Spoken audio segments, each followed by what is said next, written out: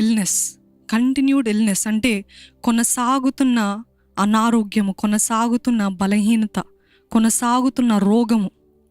మీలో ఎంతమంది చెప్పగలుగుతారు, నా ఇంట్లో చాలామందికి ఎన్ని సంవత్సరాలైనా తగ్గట్లేదు.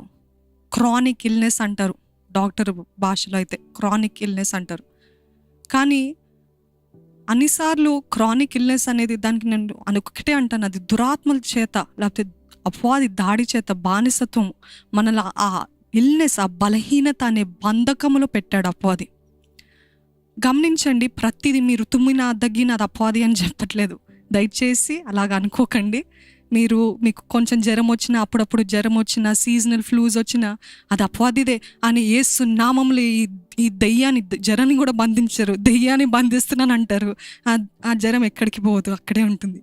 కాబట్టి అట్లా కాదు. I'm not saying all illnesses are demonic, కానీ కంటిన్యూడ్ ఇల్నెస్, కొనసాగుతున్న అనారోగ్యం. కొంతమంది చూడండి, పట్టి పీరియడ్స్ ఎన్ని సంవత్సరాలు చూసినా అది తగ్గట్లేదండి. ఎన్ని డాక్టర్స్ దగ్గరికి వెళ్ళినా రిపోర్ట్స్లో ఏం లేదంటున్నారు, ఇది చూస్తుంటే ఏం లేదంటున్నారు, అన్ని నార్మల్ ఉందంటున్నారు, కానీ నాకు మాత్రం ఈ బలహీనత తగ్గట్లేదు అంటారు. ఒక సహోదరి వచ్చింది మా ఈ లార్డ్ చర్చ్ సంఘానికి, మొదటి నుండి వచ్చేది. తను చూస్తే ఒక కట్టపిల్లలాగా ఉంటుంది. ఏంటి అంటే పైల్స్ ప్రాబ్లం, ఈ ప్రాబ్లం, ఆ ప్రాబ్లం అని చెప్పింది. చాలా చూడటానికి, తన పేరు చెప్పాలంటే హర్ నేమ్ ఇస్ ఆరాధన. అంటే దేవుడు ఆ బిడ్డను ఎందుకో కోరుకున్నాడు, తన దేవుని మహిమ కోరిక ఎన్నుకున్నాడు అనిపించింది. కానీ ఇంకా డాక్టర్స్ కూడా గివప్ చేస్తారు, అసలు ఏం లేదు, ఇది ఉంది కానీ దీనికి ఆ విరుగుడు లేదు, దీనికి చికిత్స లేదని డాక్టర్స్ కూడా గివప్ చేస్తారు. కానీ ఆ బిడ్డ, తన సహోదరి, వారు ఎప్పుడు కూడా ప్రార్థనలో జాయిన్ అవుతూ ఉండేవారు, వస్తుండేవారు, విశ్వాసంతో వచ్చి ఉండేవారు. నిజంగా ఒకరోజు ప్రార్థన చేసినప్పుడు ఆ బిడ్డకి సంపూర్ణ స్వస్థత వచ్చింది. We were so happy. Years together, తను ఒక 3 to 4 years నుండి కంటిన్యూస్గా అసలు తినటం లేదు, తిన్నదంతా వాంతులు అయిపోవడము, అన్ని different kind of illnesses in one body. బాధ అనిపించింది, చాలా బాధ అనిపించి, నిజంగా అది అపవాదిదే అని గ్రహించాము, ప్రార్థన చేస్తాము. ప్రార్థిస్తే తన విశ్వాసాన్ని బట్టి, ప్రార్థన బట్టి దేవుడు విడుదలిచ్చాడు. తర్వాత మరలా లాక్డౌన్ అని చెప్పి మరలా వారి ఊరికి వాళ్ళు వెళ్ళిపోయారు, ఆరాధన మిస్ అయిపోయారు, ఇవన్నీ మిస్ అయిపోయారు. మరలా స్టార్ట్ అయిపోయింది. నేను అనుకున్నాను, నిజంగానే దేవునిలో ఉంటే అపవాది మనల్ని ముట్టలేడు, తాకలేడు. దేవుడు నిజంగా స్వతంత్రత ఇస్తాడు. కానీ మనము ఎక్కడైనా సందు ఇస్తే, మరలా వాడికి చోటు ఇస్తే చూడండి, చాలామందికి అనారోగ్యతలు అనుకుంటారు ఇది మామూలే, this is something common, I have it from my childhood అంటారు కదండి. చిన్నప్పటి నుండి ఉంది అంటారు. కానీ కొన్నిసార్లు మీరు గ్రహించాలి, అన్ని అనారోగ్యాలు చిన్నప్పటి నుండో లేకపోతే కామనో, ఇది మామూలే అనుకోవడం కాదు, అది అపవాది నుండి వచ్చిందా. ఒకవేళ మీ తప్పు లేదేమో, మీ పాపం లేదో, కానీ కొన్నిసార్లు తరతరాలుగా వచ్చే ఆ శాపం, ఆ పాపం కూడా ఆ అనారోగ్యానికి కారణం అవుతుంది. చూడు, మా డాడీకి అదే ప్రాబ్లం, తనకు అదే ప్రాబ్లం, తన నుండి వచ్చే ఆ బిడ్డకు అదే ప్రాబ్లం. ఎందుకు అని అంటే ద జనరేషనల్ కర్స్, తరతరాలుగా వచ్చే శాపం అది. కానీ యేసుప్రభు కొట్టివేస్తాడు కదా మన శాపం, అంటే యేసుప్రభు కొట్టేస్తాడు. కానీ మనం తలుపు తెరిస్తే దేవుడు కూడా ఏం చేయలేడు, ఎందుకంటే ఇట్ ఈస్ ఆర్ చాయిస్, మన ఎంపిక, మన నిర్ణయం. కాబట్టి హీ కెనాట్ డూ ఎనీథింగ్. అందుకనే ఈ ప్రొలాంగ్డ్ ఇల్నెస్ చూసినట్లయితే లూకా సువార్త 13వ అధ్యాయము 11వ వచనం చూసినట్లయితే, 18 ఏండ్ల నుండి బలహీనపరచు దెయ్యము పట్టిన ఒక స్త్రీ అచ్చట నుండెను. చూసారండి, అక్కడే ఉంది ఆన్సర్. 18 years నుండి బలహీనపరచు దెయ్యము పట్టిన ఒక స్త్రీ అచ్చట ఉండెను. ఆమె నడుము వంగిపోయి ఎంత మాత్రము చక్కగా నిల్వబడలేకుండెను.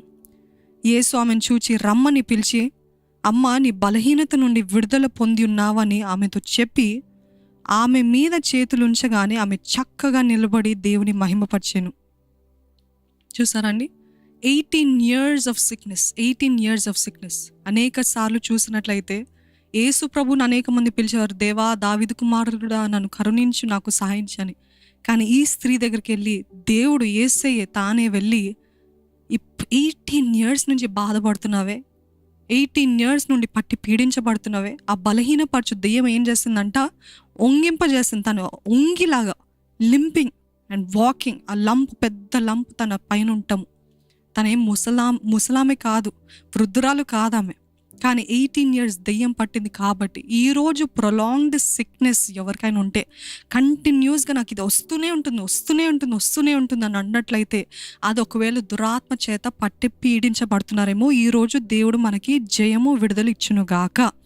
ఆ రోజు యేసు ఏ రీతిగా అయితే చెయ్యి పెట్టి తన నుండి బాగు కాము, నువ్వు బయటికి వెళ్ళిపో అన్నప్పుడు ఏ రీతి అయితే తను మరలా మామూలుగా నిలబడ్డదు, మరలా స్వస్థత పొంది చక్కగా నిలబడింది అని వాక్యం తెలియజేస్తుంది. ఈరోజు మన ఆరోగ్యాన్ని కూడా చక్కపరచాలండి దేవుడు. అపవాది మన ఆరోగ్యాన్ని దొంగిలించడానికి వస్తాడంట. ఏ రీతిగా దొంగలిస్తున్నాడు? Where did you give a loophole for the enemy to come? ఎక్కడ మనము సంధించాం, ఎక్కడ మనం వాడికి చోటిచ్చాం. ఈరోజు గ్రహించుకోవాలి, not all sicknesses are from demons, they like to steal our health. అయితే నాకు నిజంగా విడుదల కావాలి, నాకు నిజంగా స్వస్థత కావాలంటే దేవుని ఆత్మతోటి నింపబడిన దైవజనరాలు ఎవరైనా వాళ్ళు చేతులుంచి ప్రార్థన చేస్తే నిజంగా స్వస్థత ఉంటుందండి. వారు నోరు విప్పి ఎప్పుడైతే ప్రార్థన చేస్తారో, మీరు ఎప్పుడైతే అగ్రీ చేస్తారో, అవునయ్యను అంగీకరిస్తున్నాను, నమ్ముతున్నానంటే నిజంగా స్వస్థత పొందుతాం. అదే రీతిగా మనము విడిచిపెట్టాల్సినవి కూడా ఉంటాయి. మీకు తెలుసు, వేర్ డిడ్ యూ గివ్? చాలామందికి భయంకరమైన కడుపు నొప్పి, లేకపోతే ఏదో రీతిగా నొప్పులు వస్తూ ఉంటాయి. వై అంటే పాపం చేస్తారక్క, అటువంటి వ్యక్తులతో ఉండకూడదు అనుకున్నాను, కానీ ఆ వ్యక్తితో ఉన్నాను, ఇది అని అంటూ ఉంటారు. I see so many girls, నాకు ఎక్కువగా యవనస్తురాలు మెసేజెస్ పెడతా ఉంటారు. కాబట్టి తెలియకుండానే అలాగ జరిగిపోయింది అక్క. కానీ అప్పటి నుంచి ఎప్పుడైతే అది చేస్తానో అప్పటి నుండి సిక్నెస్ తర్వాత sickness. See, when you give room for the enemy, he will take over your body. కొంచెం సంధిస్తే దోచుకునేవాడు. He will barge into us.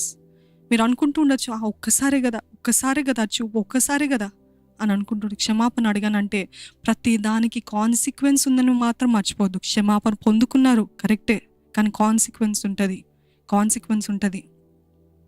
ఈరోజు అటువంటి పరిస్థితులు ఉంటే అడగండి. మొదటిగా మీరు ఈ సువార్తలన్నీ చదవండి. మత్తయి, మార్కు, లూకు, యోహాను సువార్తలు, ఈ 4 సువార్తలు చదివినప్పుడు దేవుని గొప్పతనం, యేసు నామంలో ఉన్న స్వస్థత మనమందరం పొందుకుంటామండి. విశ్వాసముతో ఎన్ని స్వస్థతలు చేశాడు ఆయన. చేసిన అన్ని స్వస్థతలు, ఆశ్చర్య కార్యాలు యోహాను చెప్తాడు. ఏంటిదంటే అవన్నీ రాయాలంటే ఈ లోకంలో ఉన్న బుక్స్ అన్నీ నింపినా కానీ సరిపోవండి. ఈ లోకంలో ఉన్న బుక్స్ అన్నీ కూడా అన్ని స్వస్థతలు చేస్తాడు. కొన్ని మాత్రమే మనకి బైబిల్లో తెలియజేయబడ్డాయి. ఒకవేళ స్వస్థత కావాలంటే యేసు నామంలో ఉన్న స్వస్థతని చదవండి, ప్రకటించండి. ఆ రోజు అక్కడ చేస్తావయ్యా, నా జీవితంలో వచ్చాయి. ఐ రినౌన్స్, నేను విడిచిపెడుతున్న ఈ పాపాన్ని, నేను విడిచిపెడుతున్న ఆ దోషాన్ని, నేను విడిచిపెడుతున్న ఆ పాత జీవితాన్ని, పాత తలంపుల్ని, ఆ చూపుల్ని, ఆ పొర్నోగ్రఫీని, ఇవన్నీ నేను విడిచిపెడుతున్నానయ్యా.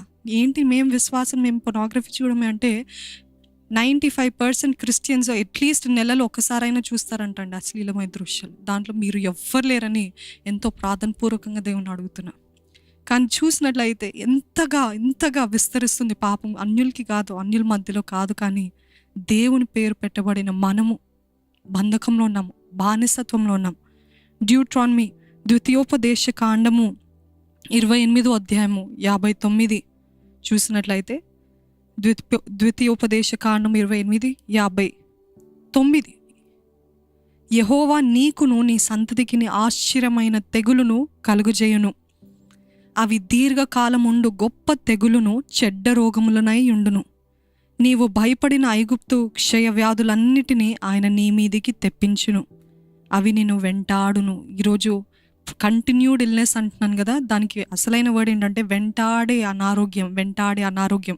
ఇవన్నీ ఏంటంటే ఆశీర్వాదపు వచనాలు చెప్పకుండా ఆశీర్వదిస్తాడని చెప్పకుండా ఇవి చెప్తారంటే ఇవి ఎప్పుడు జరుగుతాయి అంటే ఆయన ఇచ్చిన ఆజ్ఞలు, ఆయన ఇచ్చిన నియమాలు ప్రకారంగా నడుచుకోకపోతే ఆశ్చర్యమైన తెగులు, అసలు విచిత్రమైన రోగాలు ఈ మధ్యకాలంలో ఎన్నో వింటూ ఉన్నానండి. చాలా బాధగా ఉంది, గుండంత భారంగా ఉంటుంది. మాకు వచ్చే ప్రతి ప్రేయర్ రిక్వెస్ట్ మాకు పర్సనల్గా పంపిస్తూ ఉంటారు. అసలు పేరు కూడా తెలీదు, అంత విచిత్రమైన రోగాలు, చిన్న బిడ్డలు, ఎంత క్యాన్సర్ అని, దాంట్లో ఇంకా వివిధమైన పేర్లు చూసినట్లయితే ఇవి కొనసాగుతున్న వెంటాడుతున్న అనారోగ్యాలు. తల్లి నుండి, అమ్మమ్మ నుండి, నానమ్మ నుండి తరతరాలుగా వచ్చే రోగాలు. ఏంటిది అని అంటే, ఎవరైతే ఆయనకి లోబడరో, ఎవరైతే అపవాదికి సంధిస్తారో, ఎవరైతే అపవాదికి తలుపు తెరుస్తారో వారికంట వారి సంతతికి ఆశ్చర్యకరమైన తెగులను కలుగజేయును. అవి దీర్ఘకాలం ఉండును. గొప్ప తెగులు చెడ్డ రోగములై ఉండును. నీవు భయపడిన, మనం ఏమైతే రోగాలు భయపడతామో ఆ భయపడిన రోగాలు, ఆ ఐగుప్తు క్షయ వ్యాధులన్నిటినీ ఆయన నీ మీదికి తెప్పించును. అవి నిన్ను వెంటాడును. ఈరోజు మీ కుటుంబంలో కానీ మీ జీవితంలో వ్యక్తిగతంగా కానీ వెంటాడుతున్నాయండి అనారోగ్యం. అసలు దీని నుండి విడుదల లేదు అని అంటే మీరు పరీక్షించుకోండి. ఎక్కడ నేను సంధించాను, ఎక్కడ నేను చోటిచ్చాను, where did I give a room for the enemy. ఆలోచించండి, ఒక నిమిషం ఆలోచించండి. కంటిన్యూస్గా మైగ్రేన్, ఇక్కడ ఏం చూస్తున్నా, ఏం ఆలోచిస్తున్నా, ఏం తలస్తున్నా, ఎలాగ ప్రవర్తిస్తున్నా. వాచ్. నాకు కడుపులో నొప్పి అంటే ఎక్కడైనా పాపం చేస్తానా, నాకు ఇక్కడ నొప్పి, అక్కడ నొప్పి, ఇక్కడ అనారోగ్యం అంటే పరీక్షించుకోండి. ఎందుకంటే దేవుడు ఆయన అంటాడు, I am the lord who heels. నేను స్వస్థపరిచే దేవుడిని అని ఆయన చెప్పిన దేవుడు మళ్ళా ఆయన ఎందుకు అనుమతిస్తాడంటే, మనము అపవాదికి తలుపు తెరిచాం. ఇందాక చెప్పాను కదా, దొంగలని తెలుసు, వాళ్ళు దాడి చేస్తారని తెలుసు, వాళ్ళు దోచుకుంటారని తెలుసు, కానీ you are like it's okay పర్వాలేదులే అని తలుపు తెరిచి మీ పాటికి మీరు వెళ్ళిపోతున్నారు.